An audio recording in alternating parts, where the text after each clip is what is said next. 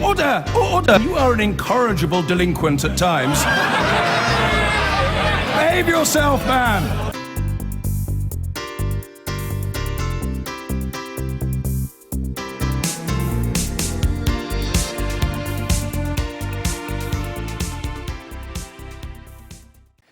Now, to an altogether more bizarre story from the Olympics. Brazilian police have confirmed that 4 US Olympic swimmers made up their story about being robbed in Rio. Gold medalist Ryan Lochte and 3 others were actually involved in a dispute with staff at a petrol station. Security guards there said the swimmers had caused damage and that they'd simply demanded the athletes pay for it. A spokesman for the Games downplayed the incident, saying the 4 were just having fun and made a mistake. But tonight, police are still considering whether to charge them. From gold medal glory to national disgrace, Ryan Lochte's downfall has been swift. His account of a crime that never was has put him and 3 fellow US swimmers in deep water.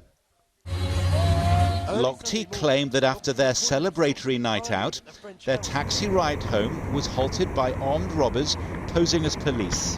This is the drama unfolding, but the action caught on security camera is very different. Police say the swimmers smashed a bathroom door. A guard stopped them leaving. 3 of them are seen sitting on the floor. 2 raised their hands in surrender. And so it seems they weren't the victims after all of one of these city's notoriously violent gangs. Instead, they were using Rio's tough reputation to cover for a row at this petrol station. It was a lie, say the police, and it hasn't endeared them to local people one bit. 2 of the team, Jack Conger and Gunnar Bentz, were hauled off a flight home late last night to answer a barrage of questions. Tell us, were you robbed? Was there a robbery?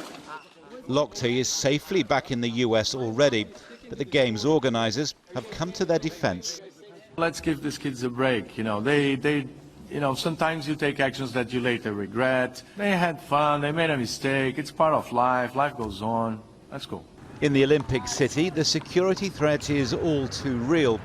Police are angry then for having to investigate what they call a fabricated crime. John Ray, News at 10, Rio.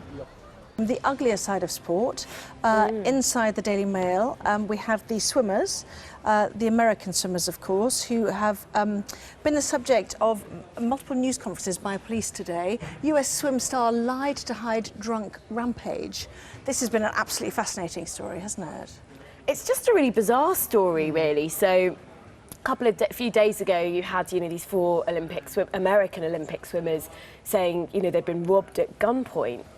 They did admit to being drunk, and now we find out that it looks like that they may have actually sort of been at a petrol station, damaged the door of a toilet, had to pay damages, and then sort of concocted this story perhaps to cover that up. And it's just really strange, really, really strange. And, they're potentially going to get into a lot of trouble for it. So Ryan Lochte, the most famous of the quartet, had already left Brazil.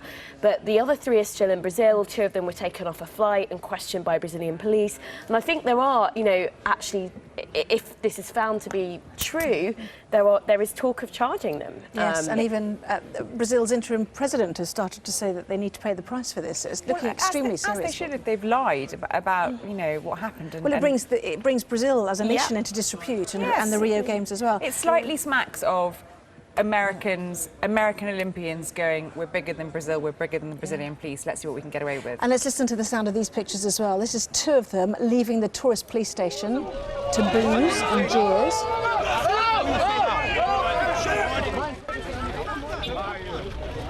This, I understand, is Gunnar Bentz and Jack Conger, leaving this evening, as I say, to booze. They're now holed up in a hotel in Rio. Their passports have been taken away, kind of awaiting their fate. But the swimmers could potentially face punishment also from their own sports governing body, probation, suspension, a fine, or expulsion. Disrepute. It's just it's not the way you imagine Olympians would behave. And the US media also responding to this. The New York Post as well, showing a picture of Ryan Lochte. Handsome man, has to be said, saying he's now the ugly American. Liar, liar, Speedo on fire is their paper. It's a great headline, isn't it? You just sort of wonder, don't you, whether all the kind of, the Olympic machismo has just sort of gone to their head a bit. But it's a very strange story. Yeah. I've been getting away with it all.